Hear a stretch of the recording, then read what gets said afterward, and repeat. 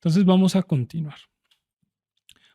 Para eso vamos a retomar desde Eclesiastés 3:15.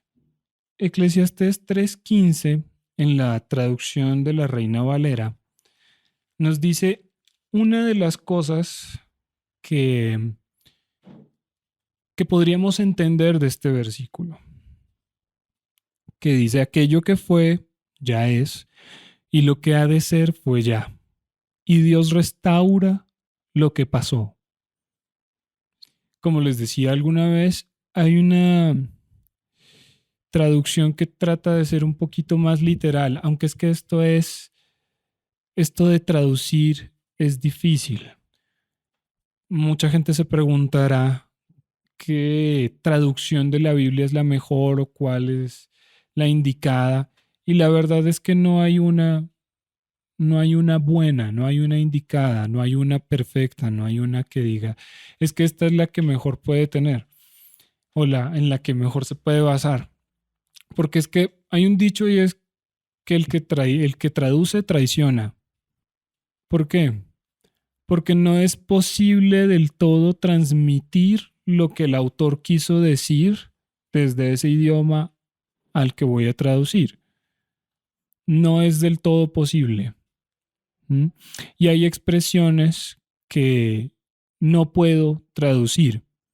Hay expresiones que dependen de mi contexto, de mi cultura, hay muchas cosas. Entonces, debido a ese problema, que no puedo traer todo el significado de un idioma al otro, sobre todo porque depende de lo que quiso decir esa persona, pues se convierte en algo difícil, ¿sí? Por ejemplo, desde el hebreo yo puedo decir con unas mismas palabras que perdí algo o que perdí el conocimiento, pero esas mismas palabras pueden traducir la intención de perdí el conocimiento como de desmayarse, o perdí el conocimiento como de um, olvidé algo, o perdí la cordura.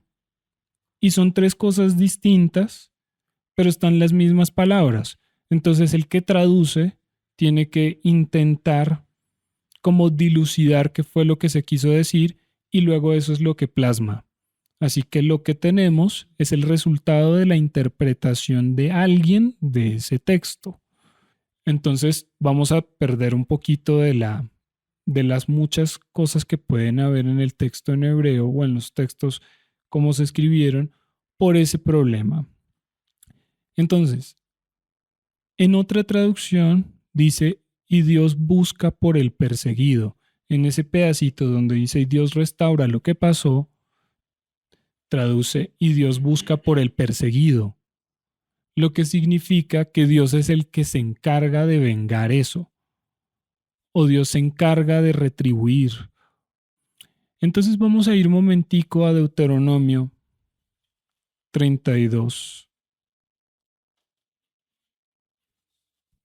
Deuteronomio 32, versículo 35.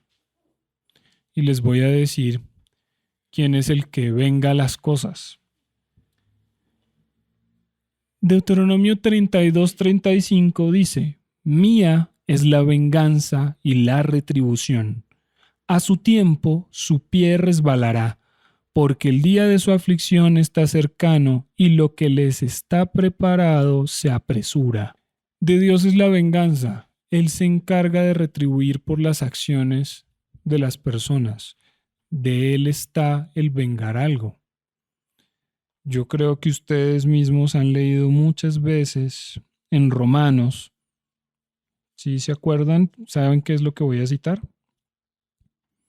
Esa parte donde dice, y ascuas de fuego amontonará sobre su cabeza. Bueno, pues es más o menos del estilo, que dice que no paguéis mal por mal. Eso es Romanos 12:19. No os venguéis vosotros mismos, amados míos, sino dejad lugar a la ira de Dios, porque está escrito, mía es la venganza, yo pagaré, dice el Señor. Entonces, Él es el que se encarga de vengar las cosas, no solamente entre nosotros, entre las personas, sino inclusive entre los no creyentes, de todos, porque así como sale el sol para buenos y malos, también están estas retribuciones para buenos y malos. Lo que pasa es que no todos tienen los ojos abiertos para ver qué son consecuencias de sus propios actos.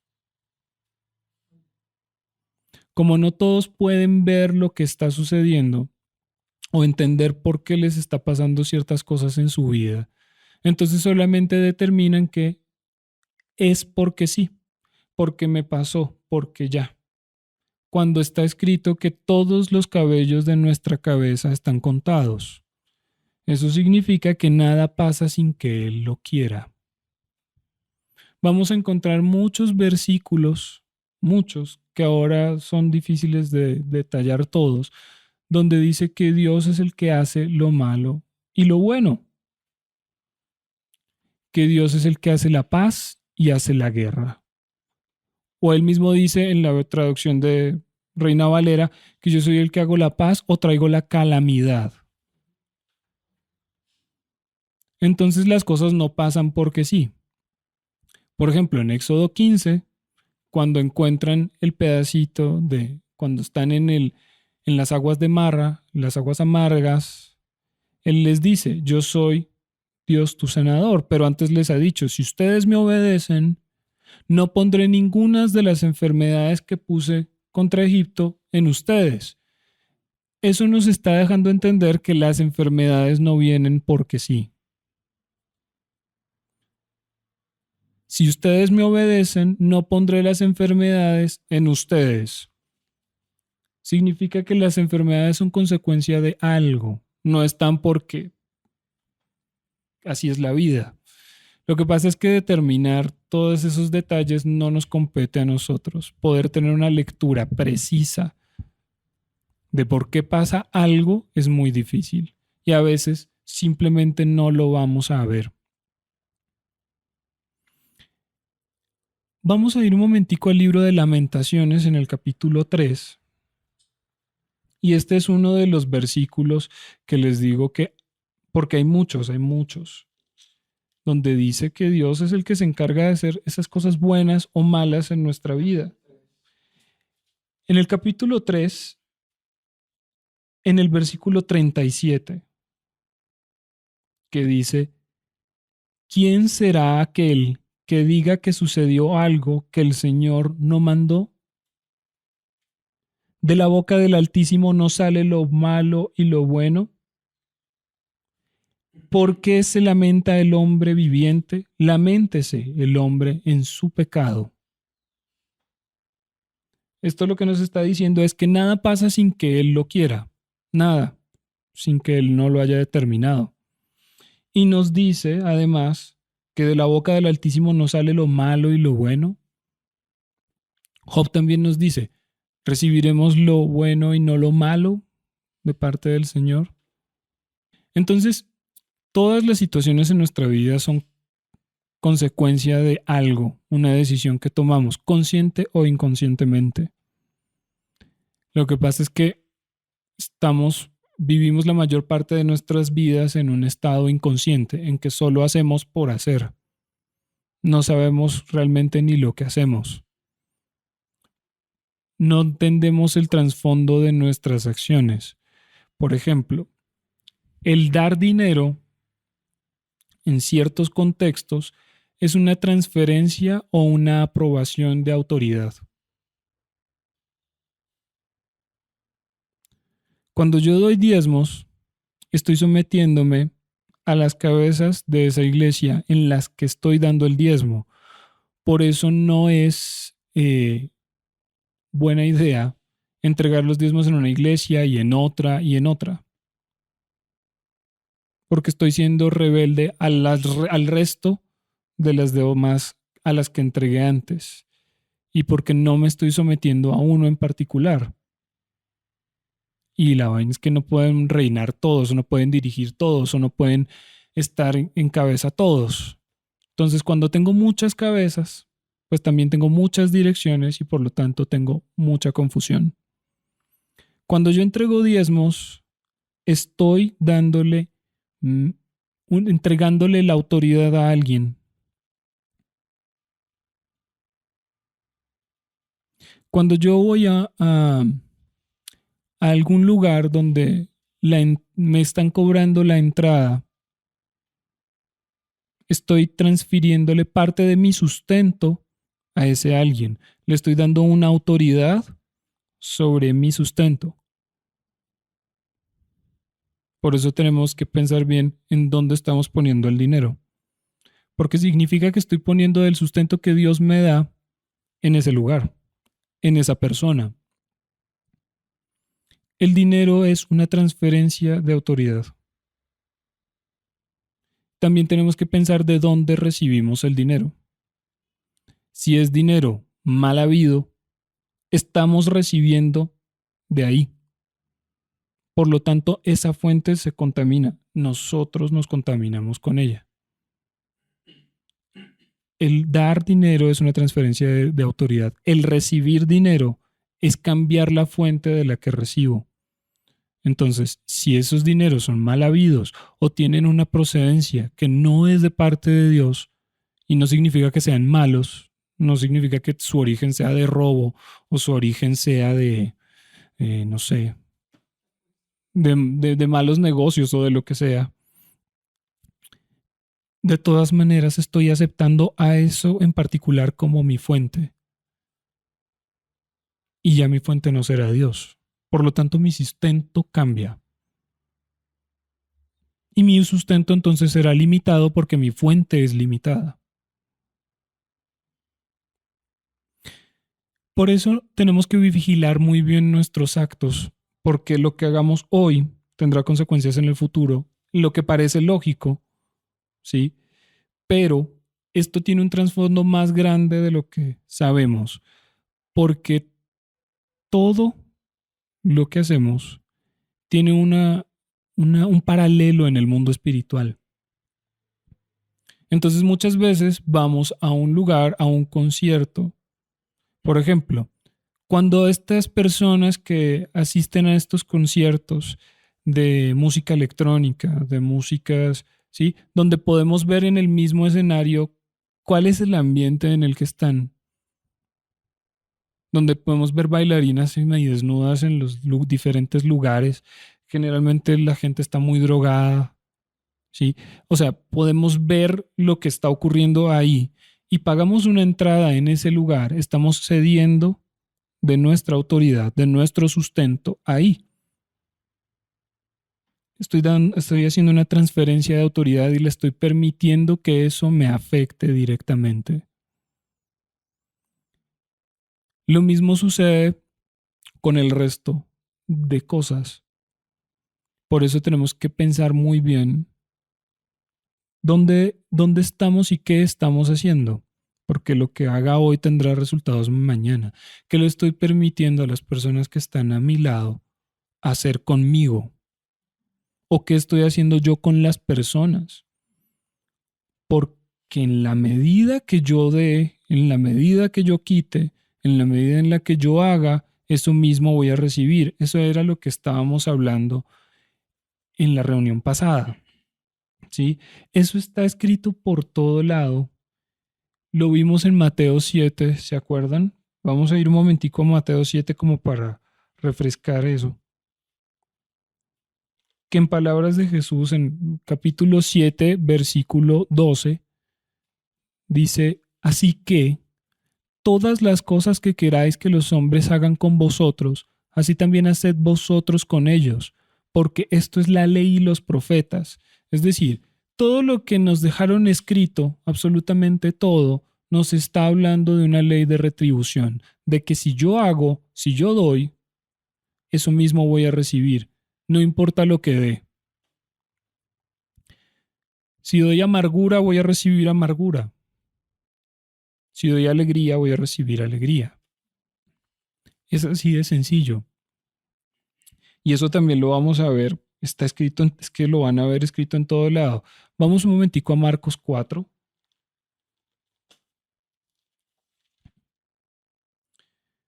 Marcos 4, versículo 21. dice, también les dijo, ¿acaso se trae la luz para ponerla debajo del almud o debajo de la cama?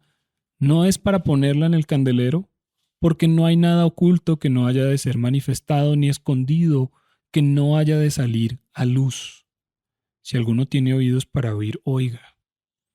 Les dijo también, mirad lo que oís, porque con la medida que medís os será medido, y aún se os añadirá a vosotros lo que oís. Porque el que tiene se le dará, y al que no tiene, aún lo que tiene se le quitará. Hay que ponerle especial atención al versículo 24. Mirad lo que oís, porque con la medida que medís os será medido. Lo que yo dé, eso mismo voy a recibir. Como yo juzgue, así mismo voy a ser juzgado. Como yo retenga, así mismo se me retendrá a mí. Y aún se os añadirá, es decir, aún se añadirá más de lo que yo estaba haciendo. Acuérdense de la retribución que vimos en Levítico, que la restitución por un daño era el valor del daño más un quinto de eso mismo, es decir, más un 20% más. Entonces aún se añadirá a lo que hagamos. Si repartimos con generosidad, aún con mayor generosidad se nos va a retribuir a nosotros. Si damos amargura o aflicción, aún más aflicción y amargura vendrá sobre nosotros. Esta es la ley y los profetas. No conozco con precisión ni con certeza cómo determinar cada acto que nosotros hacemos, qué consecuencias tendrá.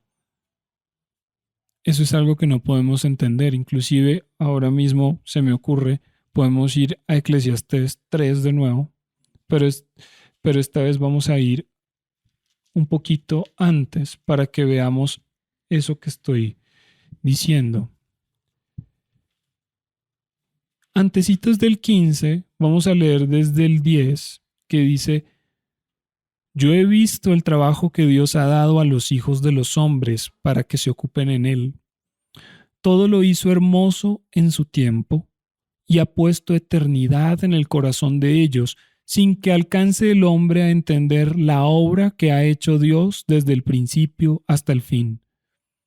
Es decir, se nos ha permitido saber que hay un futuro, que hay un pasado, que hay un presente. Se nos ha permitido entender de alguna manera el concepto de eternidad.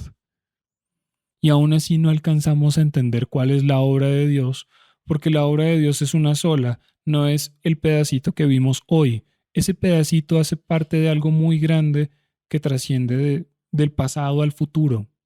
Así que no vamos a poder entender con precisión todas las cosas que nos ocurren, para qué nos ocurren. Podemos devolvernos un poco y encontrar en Israel en el desierto esa prueba. En Éxodo 15, otra vez, cuando están en Marra, en las aguas amargas y todo esto, el pueblo empieza a quejarse por la falta de agua, por la falta de comida, porque están en un desierto, empiezan a quejarse. No pueden entender por qué están ahí. Y de hecho, si uno va leyendo, creo que uno no alcanza tan, pues si uno se pone en ese lugar, creo que uno no lo hubiese visto tampoco. Y uno puede notar ahí que ellos no notaron, no vieron por qué estaban en ese lugar. Y resulta que Dios los sacó al desierto y lo primero que hace es revelarse a ellos, pero ellos todavía no lo veían. Los sacó a un desierto y esto es lo interesante del hebreo. El libro de Números se llama Números en español porque lo que empieza es con un censo, entonces le ponen números. Pero ese libro en hebreo se llama Bamidbar. ¿Qué significa eso? En el desierto. Pero ese Bamidbar también nos expresa una cosa, una declaración, un discurso. Dios los sacó al desierto para hablarles, para poder encontrarse con ellos. Pero hay algo más especial, para revelarse a ellos. Ellos más o menos se acordaban del Dios de Israel porque ya habían pasado muchas generaciones, pero estaban asimilados dentro de la cultura egipcia. Habían, habían adoptado sus dioses. ¿Ustedes de dónde creen que sacaron la imagen de hacer un becerro de oro? Eso hacía parte del rito egipcio. La adoración a estos animales venía de allá. ¿De dónde más lo iban a sacar? Estaban asimilados a esa cultura. Todavía la traían pegada. Dios los sacó de allá para poder decirles, vea, este soy yo. Aquí solo en el desierto donde solo estamos ustedes y yo, vamos a hablar y les voy a mostrar quién soy yo. Y los metió en unas situaciones difíciles para sacarlos de ahí y mostrarles que Él tenía el poder y quién era Él. No hay agua. Esto yo puedo ser Dios, su sanador. Ani Hashem Rofeja, así es como dice en Éxodo 15. Yo soy Dios tu sanador. Y ahí conocieron a Jehová Rafa. Luego conocieron más adelante a Jehová Nisi, cuando tienen la pelea contra Amalek. Y es Dios mi estandarte, pero eso también traduce Dios mi conquistador. Entonces, se metieron en una pelea de la nada porque dice que Amalek llegó y simplemente los atacó. Y aparece Dios como un guerrero, como un conquistador y gana la batalla. Ahí se revela como Jehová Nisi. Y luego, ¿de dónde vamos a comer? Entonces hace llover córnices y otras cosas. Y se les presenta como Jehová Jireh, yo soy el proveedor. Pero estaban en un desierto. Si usted no necesita nada, pues Dios no necesita no va a tener oportunidad de entregarle nada tampoco. Necesitaban estar en un lugar donde necesitaran, en un punto de necesidad, en un lugar donde no estuvieran cómodos, en un lugar donde tuvieran que depender de Él y Él poder mostrarse como esa persona. Y eso solo se puede lograr en un desierto. Pero ellos tampoco lograban por las circunstancias, por la presión, entender lo que estaba pasando. Si no nos detenemos a veces a entender la situación, no vamos a encontrar tampoco solución, no vamos a encontrar tampoco calma.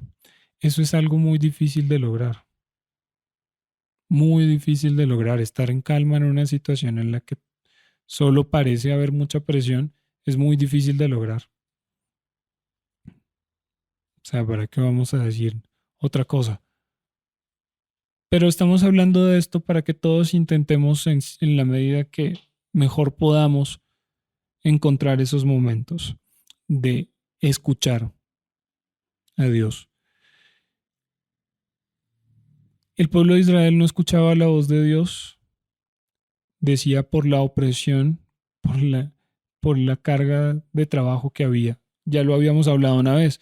Moisés se acercó porque Dios le dijo, vaya, dígales que los voy a sacar. Ellos le dicen, pero dice que no escucharon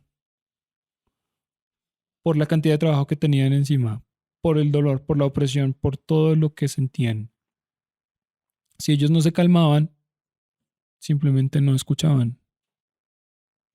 Lo mismo sucede con Eliseo. Tienen esta situación, el rey de Israel, el rey de Judá, van a consultar a Eliseo y Eliseo estaba muy molesto y le contesta al rey de Israel, le dice, yo no tengo nada que ver con usted, porque no va y habla con los profetas de sus padres. No tengo que hablar con usted. Si no fuera por el respeto que le tengo al rey de Judá, yo no hablaría con usted. Pero bueno, vamos a hacer el esfuerzo, ya que ustedes vienen a consultar a Dios. Como estaba tan ofuscado, no podía escuchar a Dios. Y por eso solicita que venga un tañedor, es decir, alguien que tocara el arpa. Y escuchando el arpa es que logra calmarse. Y cuando logra calmarse, entonces logra dar profecía. Antes no. Lo mismo le ocurre a Elías. Está angustiado tiene un montón de pensamientos suicidas, mátame porque yo no soy mejor que mis padres, le dice a Dios. Va y se esconde en una peña y Dios le dice, ¿qué haces aquí?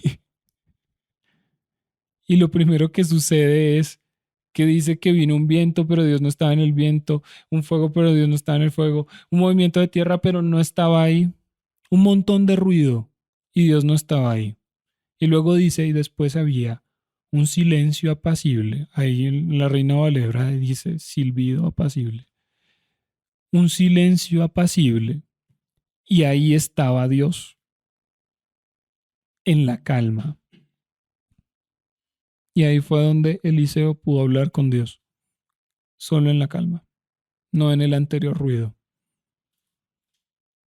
Lo mismo sucedía. Este es, aquí es lo importante.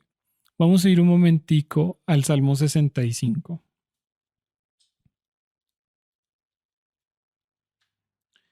El Salmo 65, en su versículo 1 y 2, dice lo siguiente. Tuya es la alabanza en Sión, oh Dios, y a ti se pagarán los votos. Tú oyes la oración, a ti vendrá toda carne. Esto en la Reina Valera y esto en la mayoría de las versiones de las Biblias, no importa cuál, van a encontrar esto más o menos de la misma manera. Pero en hebreo no dice eso y está lejos de decir eso. En hebreo él dice leja dumia teila. El silencio para ti es alabanza. Y eso lo dice en el versículo 1. Nos estamos perdiendo de algo muy importante y es poder mantener la calma en los momentos difíciles para poder escuchar a Dios. Este salmo, mal traducido, nos quita algo importante y es entender que para Dios el silencio es alabanza y que en el silencio lo vamos a poder encontrar en la calma de nuestro corazón, de nuestros pensamientos, aún en el silencio de nuestras oraciones. Ahí dice Lejadu mía teila, el silencio para ti es alabanza. La única versión que les va a decir algo más o menos parecido en español es la Nueva Biblia de las Américas. O de pronto en la Biblia de las Américas también encuentren en el Salmo 65 algo más o menos insinuado sobre el silencio. Pero nos quitan una parte muy importante de ese salmo. No es para angustiarse, entonces, entonces, ¿qué es lo que estamos leyendo? Aquí no, entonces no hay nada. No, sí, hay mucho. No por eso la palabra de Dios va a perder la luz que puede traernos a todo esto. Y conforme Él quiera mostrarnos esos detalles, esos errores, conforme Él quiera que nosotros veamos lo que hay ahí, nos irá llevando el camino de esto. Tal vez usted no sabe hebreo, pero conoce a alguien que sí. Entonces, no es para angustiarse, no es para decir, y entonces ahora qué es lo que estamos leyendo, como les decía. Dios conforme quiera ir avanzando con nosotros, conforme quiera que nosotros sepamos estos detalles, nos irá diciendo. Porque yo también cuando empecé a entender cosas así, dije, pero ¿y entonces ahora cómo voy a entender todo esto? ¿Cuánto es lo que...? Y simplemente dejé que él a la medida me fuera diciendo lo que quería que supiera. Porque otra cosa es lo que dice Jeremías 10:22. No es del hombre el camino, ni del hombre que camina el ordenar sus pasos. Es decir, nosotros no decidimos por dónde vamos a ir, ni decidimos cuáles son los caminos que vamos a recorrer, ni las cosas que nos van a suceder, y mucho menos nosotros somos los que corregimos nuestros pasos. Él es el que decide cómo corregir nuestros pasos y cuándo hacerlo. Entonces dejemos que Él sea el que nos lleve. Si tenemos que saber algo, lo sabremos en su momento. Eso es algo difícil de aceptar, pero si quieren ver inclusive lo que dice Dios sobre quiénes son sus hijos y quiénes no, me llamaba mucho la atención leer el libro de Romanos en el capítulo 8, donde está hablando de cómo Dios de alguna manera dejó aparte un momento al pueblo de Israel sin olvidarlo, solamente para que entraran los gentiles. Y Pablo, capítulo 8, capítulo 9, capítulo 10, capítulo 11, nos está hablando de eso todo el tiempo. Y nos dice, es que no todos los que descienden de Israel son israelitas. Nos dice así. Ojo, no todos los que son de Israel, todos los que son de sangre de Israel, pertenecen al pueblo de Israel. Él no está hablando de un Israel de sangre, está hablando del pueblo de Dios. Entonces está diciendo, no todos los que descienden de sangre de Israel son hijos de Dios. Y lo que se aplica para ellos, aplica también para los gentiles, porque solamente a los que llama, los trae. En palabras de Pedro también está dicho eso. Eso está en el libro de Hechos. Voy a buscarlo mientras tanto, pero no sé si recuerdo el versículo. Pero nos dice, pues básicamente Él es el que decide a quién quiere traer. Y eso de alguna manera, miren, ahí lo encontré. Hechos capítulo 2, versículo 39. Porque para vosotros es la promesa, y para vuestros hijos, y para todos los que están lejos, para cuantos el Señor nuestro Dios llamare. No dice para todos entonces, dice para los que Él llamare. Lo mismo nos dice Pablo. Y entonces, ¿por qué hay unos para esto y otros para aquello? ¿Es que acaso usted le puede decir al alfarero qué hacer con las cosas? Si le va a decir, si va a hacer unos, o sea, que le va a criticar por hacer unos vasijas para honra y otros para deshonra, como dice ahí. No es de nosotros esas decisiones, pero sí es de nosotros reflexionar sobre lo que tenemos alrededor para saber corregirlo, porque lo que nosotros hagamos tendrá consecuencias luego. Yo hablaba con mi papá esta mañana y hablábamos precisamente sobre la vida de Abraham y de Isaac. Alguna vez tuvimos una prédica acá en la que hablábamos sobre los actos proféticos que tuvo Abraham. La vida de Abraham fue un acto profético. Todo lo que hizo Abraham, los sitios que recorrió, los altares que levantó, fueron los lugares que iba a recorrer el pueblo de Israel cuando saliera.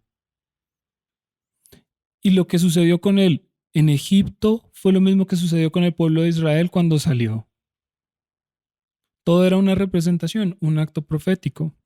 Pero vemos que las decisiones de Abraham también afectaron directamente a su siguiente hijo, Isaac. Lo vamos a ver así. Abraham tuvo un conflicto y lo van a recordar con Abimelech. ¿Y qué fue lo que respondió? ¿Cómo respondió a todo esto? Vas a decir que tú eres mi hermana. No estaba mintiendo. Pero vas a decir que tú eres mi hermana. Abimelech trata de tomarla por mujer. Después se dan cuenta de que es la esposa de Abraham. Se estaban metiendo en un problema muy grande. Abimelech se da cuenta y lo saca. ¿Por qué no me dijiste que ella era tu esposa? Y entonces lo saca. Si miramos con detalle, se van a dar cuenta que Isaac tuvo el mismo problema con Abimelech también. Respondió de la misma manera, di que tú eres mi esposa, tú eres mi hermana, le dijo a Rebeca. Abimelech también la iba. Bueno, el pueblo dice que, él dice que, ¿qué tal que a cualquiera del pueblo durmiera con ella? Y entonces cae una maldición sobre todos nosotros y vuelven a salir. El mismo problema, la misma respuesta. Todos los pozos que se cerraron, que le cerraron a Abraham, Isaac los iba a abrir y los iba a nombrar con el mismo nombre que los había nombrado Abraham. La vida de Isaac fue una repetición en muchas áreas de la vida de Abraham. Dice también en el libro de Hebreos que Leví entregó los diezmos a Melquisedec, que era otra orden sacerdotal, sin haber nacido. ¿Y esto por qué? Porque estaba en los lomos de Abraham cuando Abraham entregó esos diezmos. Es decir, nuestras generaciones son afectadas por lo que nosotros hagamos hoy, así no hayan nacido, porque están con nosotros en este instante.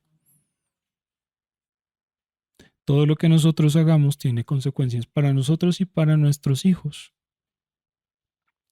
Y entonces, terminando la reunión en el sábado pasado,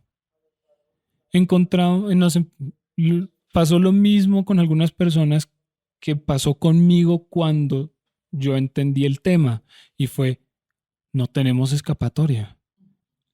Lo que hicimos nos va a perseguir hasta que restituyamos y ahora ¿qué vamos a hacer? Y entonces esto no tiene salida. Sí, sí tiene salida. Hay que restituir en lo que podamos, en lo que Dios nos permita recordar, en los que Dios nos ordene restituir, en todo lo que podamos. Y fijarnos en nuestros actos.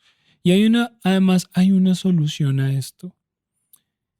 Pablo dice, el que robe no robe más, sino que además haga, ¿sí?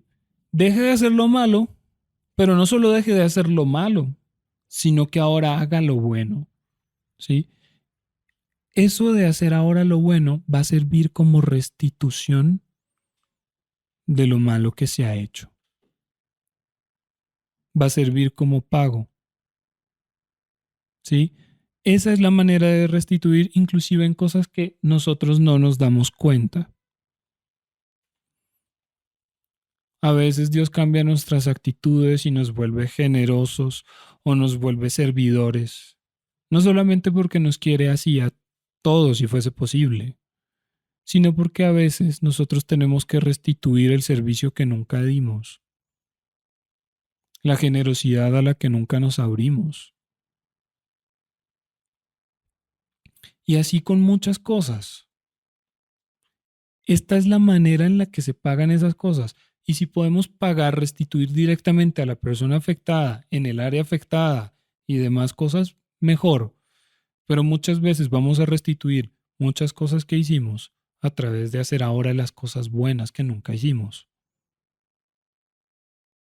Y no significa que por eso seamos más aceptos delante de Dios. Acuérdense que la salvación o que la aceptación de Dios no viene por lo que uno haga, sino porque uno confía en Él, como está escrito en Romanos. Él nos da una disertación, Pablo nos da una disertación larguísima sobre eso. Y es, oiga, los judíos estaban tratando de ser aceptados delante de Dios por cumplir con la ley. El problema es que no iban a lograrlo siempre. Por lo tanto, iban a estar siempre destituidos de esa relación con Dios, porque nadie puede estar cumpliendo la ley y nunca equivocarse. En el momento en que se equivoquen están por fuera. Entonces no es tanto lo que usted haga, ¿sí? Pero no deja de ser importante. La confianza en Dios de que Él ya lo acepta así como está hoy es lo que hay que tener claro. Pero eso no significa que entonces tengamos que dejar de hacer lo que es bueno. Porque el que sabe hacer lo bueno y no lo hace, lo es contado como pecado. Así de simple. Entonces, es cuestión de no dejar esas cosas de lado, pero no significa que entonces entre más nosotros hagamos, somos más aceptos o más cercanos a Dios. Usted ya es tan cercano y tan aceptado por Dios como cualquier persona, como el ministro que parece estar más en el cielo que en la tierra. Usted es tan aceptado como esa persona, como ese pastor que parece que lo único que hace es conversar con ángeles y que a veces visita la tierra, como ese profeta que lo único que parece que, o sea, él viene de visita a la tierra. Usted es tan aceptado como esa persona, usted es tan cercano a Dios como esa persona. No podemos medir nuestra relación con Dios con la bendición o las experiencias que tenemos con Él.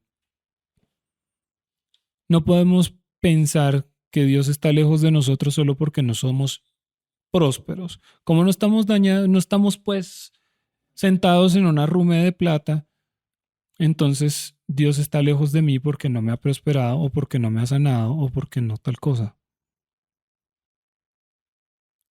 No podemos medir nuestra relación con Dios conforme a la bendición que vemos.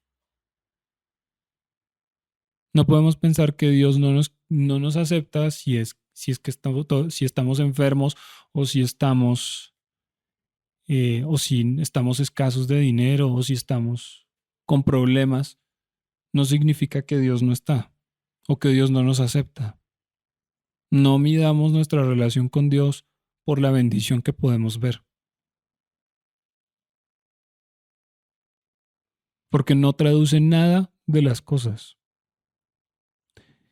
Les voy a contar la historia de un hombre que vio a carros celestiales, ángeles, querubines, a los seres vivientes. Vio un montón de cosas, lo llevaron de paseo a conocer el templo que hay en el cielo y lo volvieron a traer. ¿Saben quién es ese? Ezequiel. Ezequiel nos cuenta, ese es uno de esos profetas que andaba más allá arriba que aquí abajo. Y aún así, ahí está el punto de no medir la relación con Dios por la bendición que vemos. Porque un día llegué a Dios y le dice, necesito hacer una cosa contigo para pues hacer señal con este pueblo. Te voy a quitar el deleite de tus ojos, le dice así. ¿Mm? La pregunta es, ¿Dios quería a Ezequiel? ¿Ama a Ezequiel? Yo estoy seguro de que sí, pero lo pone a hacer algo que para mí yo digo, wow. Le dice, no me vas a llorar, no quiero suspiros, no quiero duelo, no te vas a poner triste. Hay una costumbre dentro del judaísmo y es que no se calzan o usan zapatos muy sencillos cuando están de duelo por la muerte de alguien. Entonces no se calzan. Y pues silicio y todo el asunto que nos dice la Biblia. Actualmente no, pero así nos cuenta.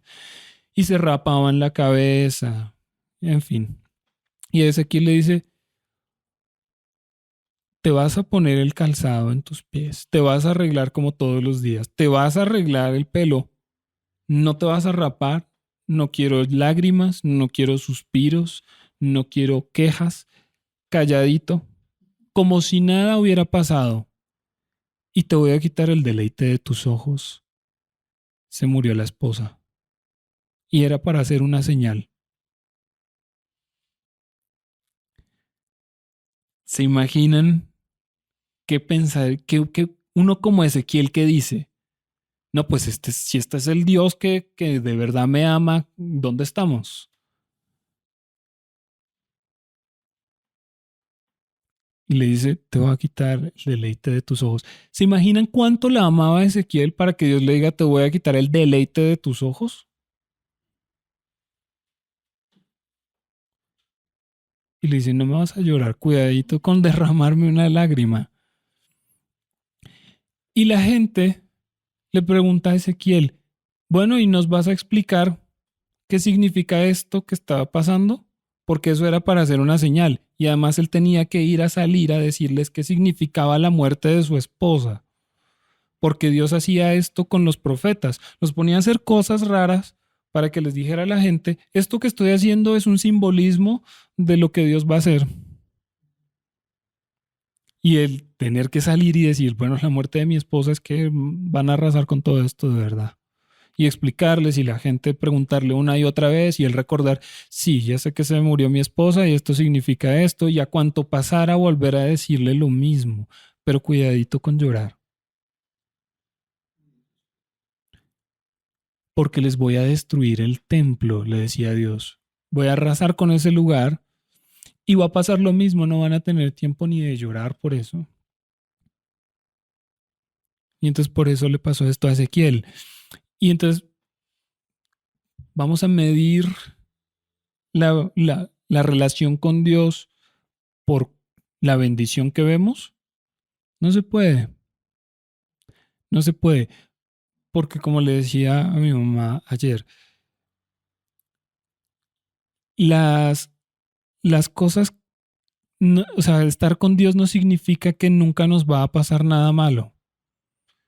Significa que Dios nos va a fortalecer, nos va a hacer lo suficientemente fuertes, resistentes, para que cuando lleguen esas situaciones malas, que no las vamos a evitar, seamos capaces de atravesarlas sin ser destruidos, arrasados, sino poder atravesarlas enteros, completos, pero atravesarlas.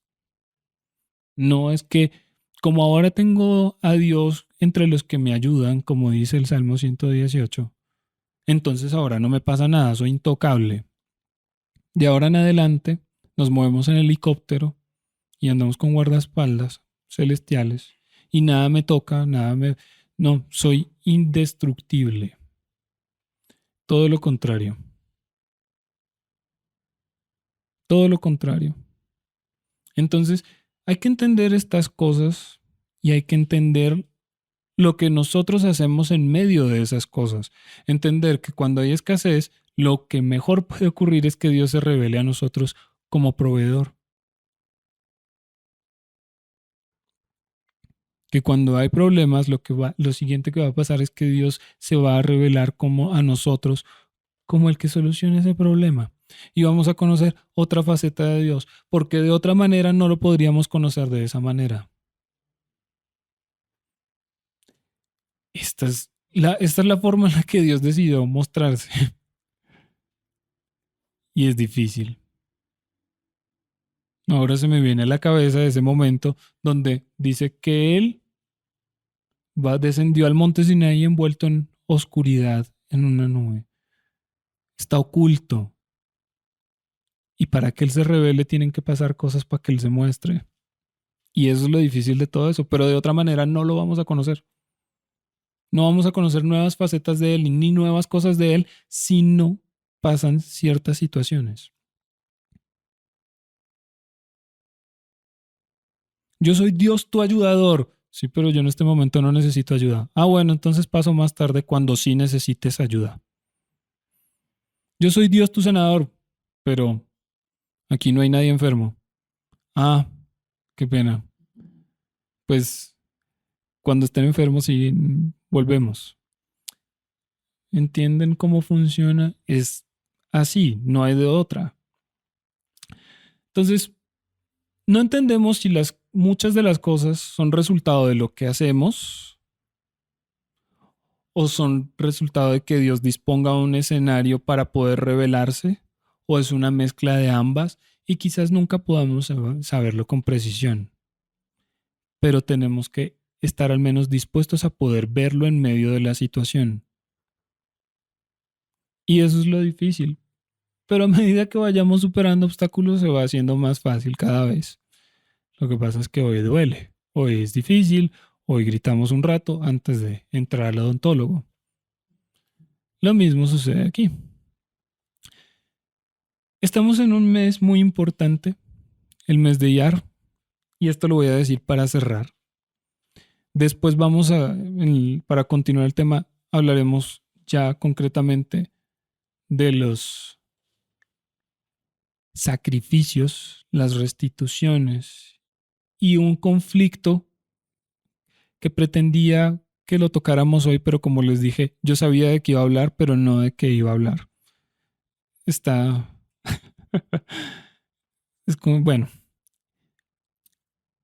este conflicto y es, si leemos en Deuteronomio que dice yo extiendo la maldad por las generaciones de los hijos a los padres hasta la tercera y cuarta generación, nosotros entendemos eso, ya lo hemos leído.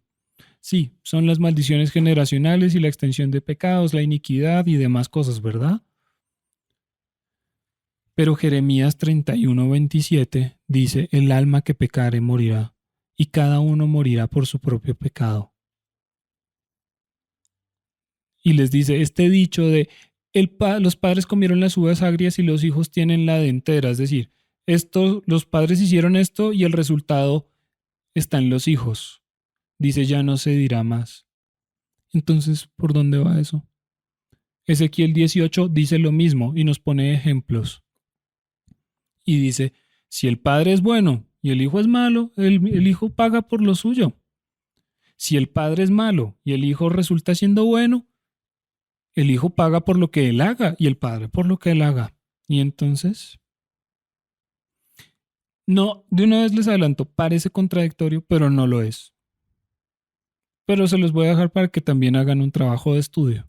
¿Qué tiene que ver eso? ¿Sí? Bueno. Pero de antemano les digo que lo vamos a resolver y va a salir bien. Para cerrar, este es un mes de segundas oportunidades. Cosas que estaban en nuestro pasado, de malas decisiones que tomábamos y dieron como resultado cosas difíciles, puede que en este mes vuelvan a aparecerse, a presentarse las oportunidades para corregir esos errores. Está escrito en el Números capítulo 9, cuando se les explica la Pascua, que en este mes de Iyar, en el segundo mes hebreo, hay una segunda Pascua. ¿Por qué había una segunda Pascua? Porque no estaban preparados, dice, que estaban inmundos por haber tocado un cadáver y por eso no podían celebrar. A lo que Dios les dice, bueno, los que no pudieron celebrar o porque estaban de viaje o porque estaban inmundos en el momento, es decir, no estaban listos ni equipados para la oportunidad, tendrán una segunda oportunidad en el segundo mes, en el día 14. Así está escrito. Es decir, iban a poder celebrar una Pascua los que no pudieron tomar la oportunidad de celebrar la Pascua. Esto nos traduce en que hay un mes, este momento es propicio donde se dan muchas segundas oportunidades, donde se pueden presentar cosas para que podamos ver a nuestro alrededor qué hicimos mal en el pasado, que se está repitiendo ahora y ahora podemos cambiar.